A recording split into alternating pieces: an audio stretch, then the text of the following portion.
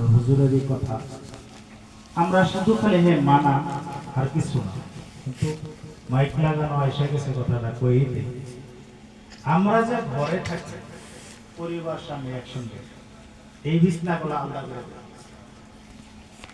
দেখবেন আরো মজা পাই, সময় বাছনি করে দেখবেন আরো শান্তি হয়ে যাবে। ধ্যান করেন, শকত করেন, জিকির করেন, মোরাকা করেন, যাই করেন সবটাতে সফল হবে। কিন্তু আদম সাধনের তৈরি, আমার পরিবার সাধনের তৈরি না।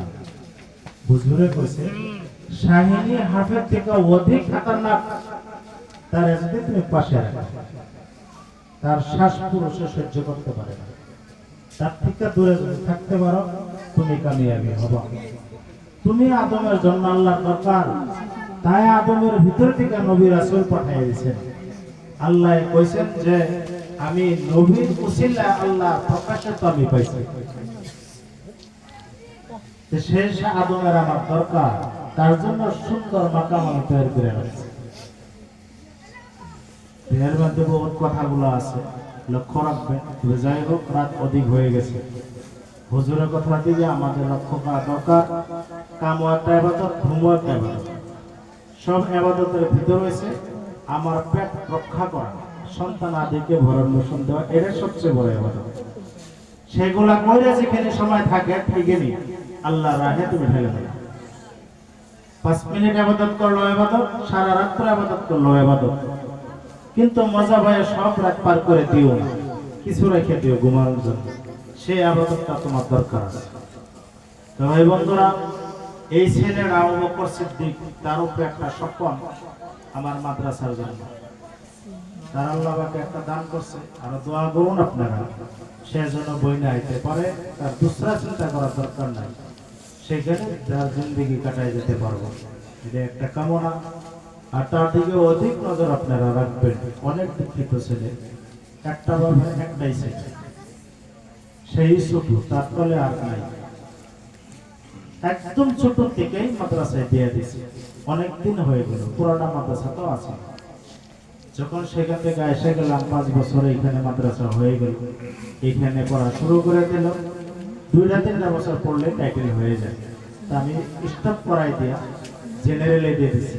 এইবার ক্লাস 9 এইটে অ্যাডমিশন নিয়েছিল, ভালো নাম্বার দিয়ে পাস করছে। আগামীতে মেট্রিক পাস করার পর তার বাইরে পাঠাই দেওয়া হলো, সেইখানে আলিমতে নিয়ে আসো, এইখানে আবার মাদ্রাসারও খেজমত করতে পারবো, বাকি টাইটেলও নিতে পারবো। তার আশাটাকে যেন আল্লাহ পাকে কবুল করে। আমি আমাদের সামনে, আমাদের সবারই সামনে যেন কোরআন ও হাদিস নিয়ে এইভাবে ঝান্ডা নিয়ে দাঁড়াইতে পারে, সবাই বলেন আমিন। তো ভাই বন্ধুরা, সবচেয়ে বড় আরেকটি কথা হইল এইটাই, মানুষেরা যখন ভুলে দেয় তখন শাশুড়িকে হামলা করে।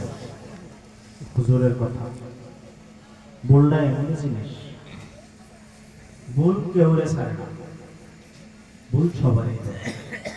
আমগর বড় ভাই হুজুরের সন্তান প্রধান এমন ভুলই করলো, যিনি মুর্শিদ তিনি পিতা, তার মুখে বলছে চির জাহান্নামী, কিয়ামত পর্যন্ত মাপ চাইলেও আর মাপ আইবে না। আর কোন বেড়া আছে তারা মাফ করে দিত? আছে কেউ? ভুল এমনই বুঝতে। হুজুরের তো কাছে আমি সন্তান চিনি না, শিষ্যও চিনি না, আমার কাছে যে আছে সেই আমার। তুমি যদি হ্যাঁ কইছো হয় কাদের রেবাদ দেখ নালে আমার রেবাদ দেখ। হুজুরের কাছে তুমি যদি আমার কাদের রেবাদ দেওয়া লাগবে না, তোমারও বাদ দেওয়া লাগবে না, যার বাদ হেই হোক। তুমি ভাবছো এরে বাদ দেই, তারে বাদ দেই, তারে বাদ দেই, আমি চলবো তাই না, যার বাদ হেই যাব, কেউ রে কেউ বাদ দেওয়া লাগবে না। কি সুন্দর সমাধান আমাদের সম্মুখে দিছে। আজকে মৌলভী শহীদুল ইসলাম একসঙ্গে থাকলাম, আসিল খেলাধুলা থেকে, হুজুরের পিছনে থাকে, হুজুরের কথা মোতাবেক চলে, চলতে চলতেই খালি ব্রেক মারে, চলতে চলতেই ব্রেক মারে, কয়েকটা জায়গাতেই হুজুর আঘাত করে ফেলাই, আবার হুজুরের লগে মিলে, হুজুরও নিয়ে নেয়, আবার লগে মিলে মিশাল, চলতে চলতে হুজুর ইন্তিকাল হওয়ার কয়েক বছর পর্যন্ত চললো, ঠিকই চললো, ভালোই চললো। চলতে চলতে আবারই কি হইল, আবারই অনেকদিন নাই, নাই হইতে হইতে হইতে হইতে আবার কি সংশোধন হয়ে আইলো, আমার শান্তি লাগে না, ভালো লাগে না, কই কি করি, কোনটা করি, টাকা পয়সার তো অভাব নাই এখন, আমার টাকা পয়সা তো আছে, তবু শান্তি যায় না, মানুষের সম্মান দেয় না, ইজ্জত দেয় না, কথা শুনে না, নেই না। এখন কি করব? আমি কথাগুলো কার্য করি না, ওগুলো করি থাকে, আমার লগে আমি রোল থাকে, এই কই যে এরকম এরকম যে কয়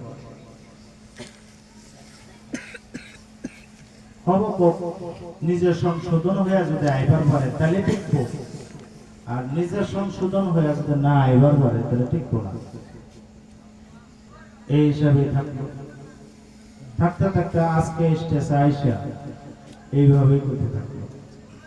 কিন্তু সে তো আমার হুজুরের মুরিদ, কিন্তু সে যায় আবার হুজুরের খলিফার কাছে যায় মুরিদ হয়েছে, যার কথা হুজুরের মুখে শুনলাম, হারেস আমার জামাই, কিন্তু খলিফা দিয়ে আমার কোনো কামে লাগলো না। তাহলে মনের মতন খলিফা এটা হয় নাই। আর আমরাও কোনোদিনও দেখি না উনার শিষ্য শাবক নিয়ে হুজুরের পুরুষে আই, উনার মুরিদ হুজুরের এখানে আইসা জিয়ারত দোয়া খায় করতে, তাহলে এটা হুজুরের মনোনীত হয় নাই। তাহলে আমরা মনোনীত নিয়ে কি করব? আমরা মনোনীত নিলে কাজে লাগবো, কিন্তু হুজুরের হ্যাঁ নেওয়া লাগবে। এখন আমার হুজুরের মুরিদ হইয়া যদি হুজুরের জামাই সেই খলিফার কাছে বয়াত হই, তাহলে সেই বয়াতটা আবার হুজুরের কাছে কেমনে করে হব? এটা আমাদের একটা সমাধান আছে না? সমাধান আছে, এই সমাধানটা করে ফেলানো, এটা হয়ে গেলে মনে দিলে কামে সবকিছু মিলায় যখন মানুষটা চলবো, তখন মানুষটা 16 আনাই হবো। মুর্শিদে যারা চায় তারা ডাইকাই দিয়ে দেয়, চাইলে কোনোদিনও পাওয়া যায় না। এটা তো মুর্শিদের অভিধান, আর দলিল, সেই দলিলটা যদি আমরা রাখি তাহলে